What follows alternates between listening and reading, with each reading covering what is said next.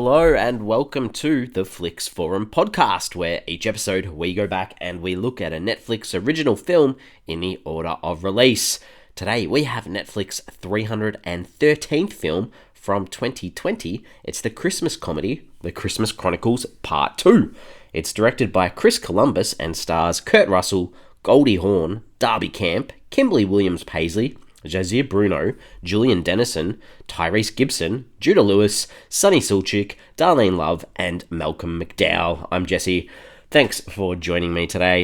We have a Christmas-themed film, and it feels like I'm in the middle of winter. You can probably tell a little bit under the weather. So I do apologise for the nasally sorts of tones that you're going to hear in this episode. Hopefully you stick around and listen to this show. As always, if you haven't seen The Christmas Chronicles Part 2, or you haven't seen the first Christmas Chronicles film, probably give us a pause and come back a little bit later on, because there will be parts of both films that sort of get touched on as we chat about this film. And we do like to start the show off with the Fast Flicks, where we do a quick little summary of what the film's all about. So this one's about an excommunicated elf who wants to ruin Christmas, but some true believer kids team up with Santa to help the cause. As intriguing as I could possibly make a Christmas-themed kids film. That's where we're at for this one. How did this one end up on Netflix? So, obviously, if you've listened to our show from the start, there was the Christmas Chronicles 1. The first film was back released in 2018, so we did that quite a while ago. So this is a sequel to that film, and reprising their roles, we have Kurt Russell as Santa, as well as Goldie Hawn, Darby Camp, Judah Lewis, and Kimberly Williams-Paisley all playing the same roles.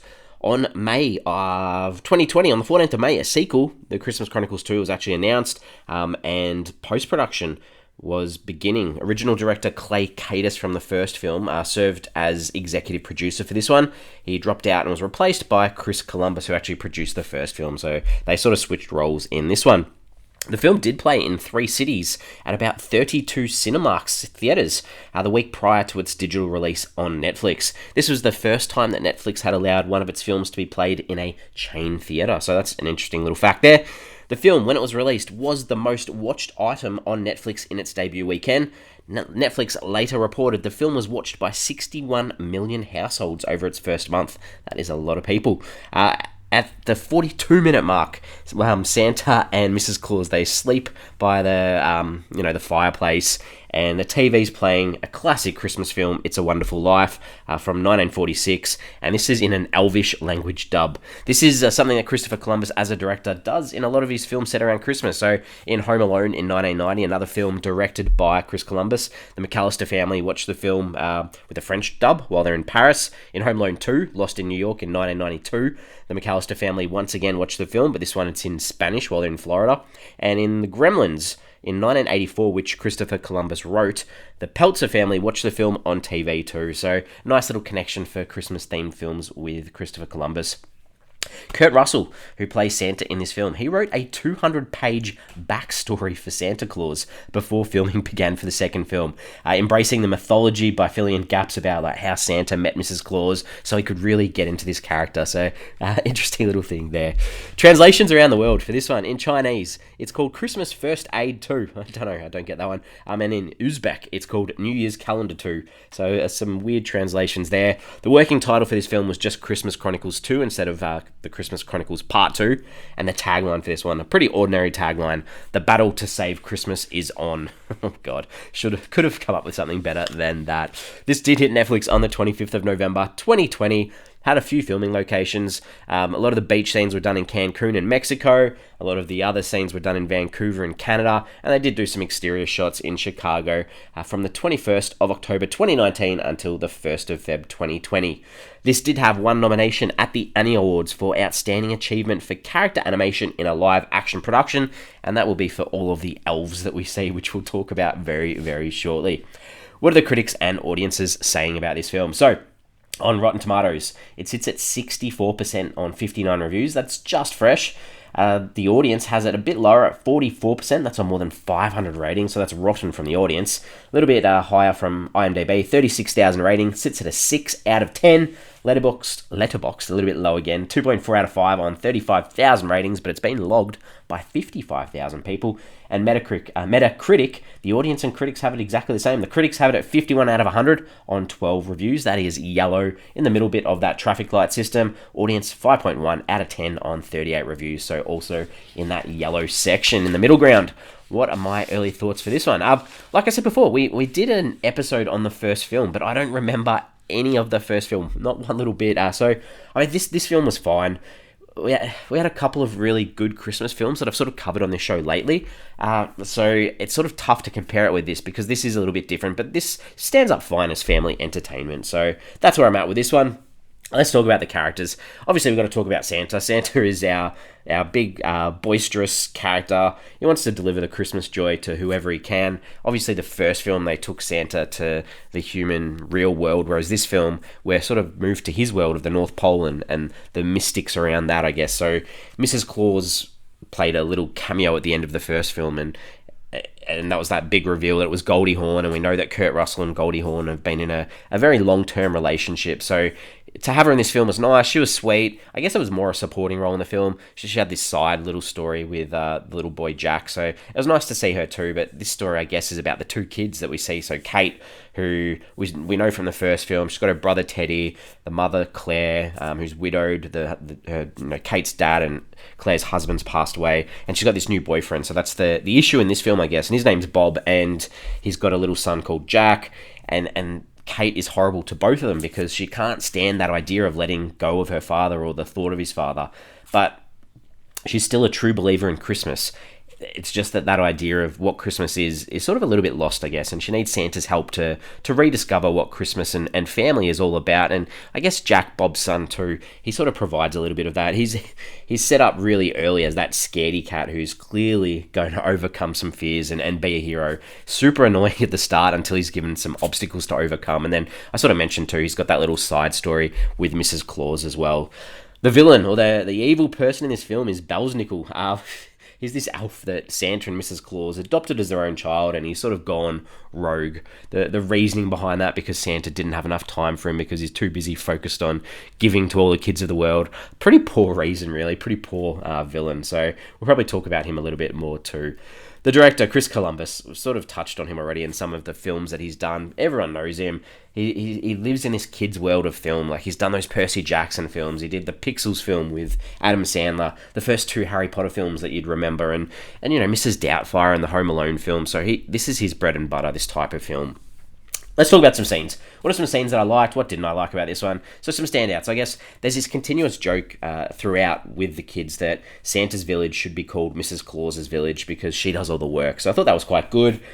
I know a lot of people probably hated this scene, and I really disliked the elves for most of this film, but there was one cut moment where they've gone crazy and they're dancing to the song "Who Let the Dogs Out" by the Baha Men, and they've got chainsaws and stuff. I thought that was funny. I thought that was really good.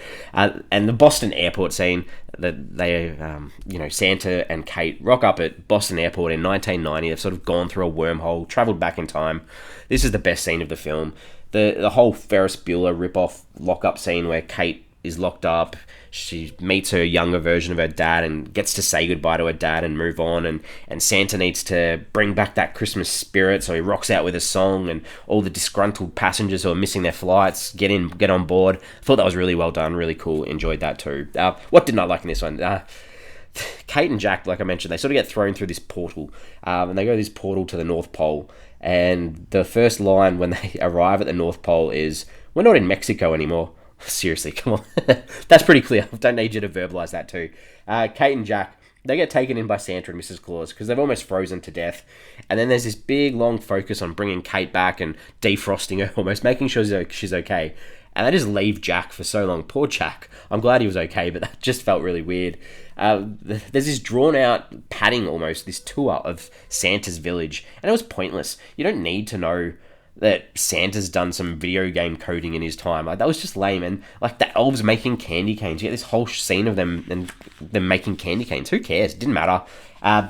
Kate, she mentions that she's been to the Hall of Santa's Letters. There's this big sort of pole where there's Santa's letters, and then she turns to Jack and says, there's lots of things I haven't told you, Jack. This is like the soon-to-be stepbrother that she's ignored the whole film. She's refused to talk to him. Of course she hasn't told him this. Just absolutely blatantly clear. The whole bedtime story of the Christmas Chronicles, Mrs. Claus sits down with the kids and gives this backstory of Santa. Like, it just went on. The point of that scene should have been to tell us the story of Belsnickel, and then we move on. That's all we needed. And finally, the whole final scene, like, everyone holding hands, singing the carol, "O Christmas Tree." Kate's voice was so auto-tuned, like so poorly. It was just really poor, really lame. Didn't like that. What's this film trying to say? Lots of good stuff. There's lots of good stuff to take away from this film. Like that idea of mixed families and finding that balance between moving on and reflecting and respecting the past too, and dealing with change. And to deal with change too, it's much better to express your feelings rather than running off on your own or causing havoc as well. And that idea too, the true believers of Christmas, that faith in Christmas will help you and bring you along, because that idea of who you spend Christmas with is much more important than where you spend it, because the importance of family, they're always going to be there for you. And then for Santa and Mrs. Claus too, I guess there's that void of children and what some people are missing out on or have to choose to live without, that can be quite sad at this time of year too.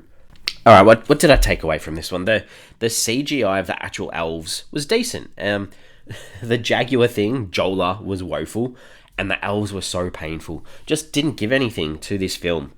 The other thing that ties in, I guess, is Julian Dennison as Belsnickel. I like him. I like his humour, and I probably expected more, because, yeah, he's funny, and in this he was probably mediocre at best, and that's probably because the character written for him wasn't very villainous, but he still could have brought some of his humour to the table, so I was a little bit disappointed there. We have a section where we say, hey, did we have to jump onto IMDb throughout the film to check anyone out? There were two that were so clear. I was so happy with myself, I didn't even need to check it out. Tyrese, when he rocks up as that father, Bob, the dad, just straight away, it's like, Tyrese, the musician, from Fast and Furious. So that was a good one. This one took me a couple of scenes to work out, and I don't know why, but the brother, Teddy, Kate's brother, Teddy, I was like, your face is so familiar. And then I was like, he's from The Babysitter. So if you've seen, there's 2 Babysitter films on Netflix. We've done episodes for both. There's The Babysitter and then the Babysitter Killer Queen, I think it was called. Very familiar once you recognise his face. Some questions, some ponderings. I've only got one sort of thing.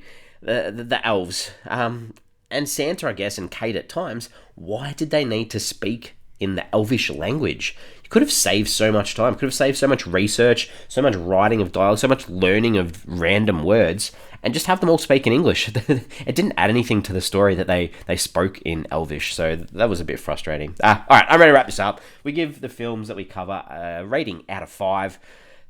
From the first film, MJ, who used to be on this show quite a lot with me, he was a huge fan of the first film, and I did sort of tee him up a little bit early on to say, hey, the second one's coming up. Unfortunately, life sort of gets in the way, so he couldn't jump on. The first one, like, as I said, I didn't remember the first one. I looked at my original rating, and I gave it a 3.5 out of 5, so a fairly decent score for me. Like, this film, the second one, it's nowhere near a 3.5 star film, but it's still got some great messages, in amongst some real poor CGI, I guess. I'm giving this a 3 out of 5. 3 out of 5 for me. Solid score. We're on socials. We have Instagram, we have Facebook, and we have X, formerly known as Twitter. I just want to put it out there. Do you reckon they're going to make a third film? Have these first 2 films been successful enough that they put some money aside and go, cool, let's check in on these kids in the future and see if they still have that Christmas spirit, when they're in their late teens. I reckon that might be a good little plot for a story. Anyway, we are back next week. Next week, we have an international film from 2020. It's the Italian action thriller called The Beast, or La Belva. It's directed by Ludovico Di Martino and stars Fabrizio Guffini, Lino Musella, and Monica Pisidu. That's what we've got next week, an Italian action thriller. I'm excited. That should be good. Keen to check it out. Hope you are too. Give it a watch before next week. Join me then. And as always, thanks for sticking out today and listening, even if you can't understand me through my nasal issues. We'll see you next week.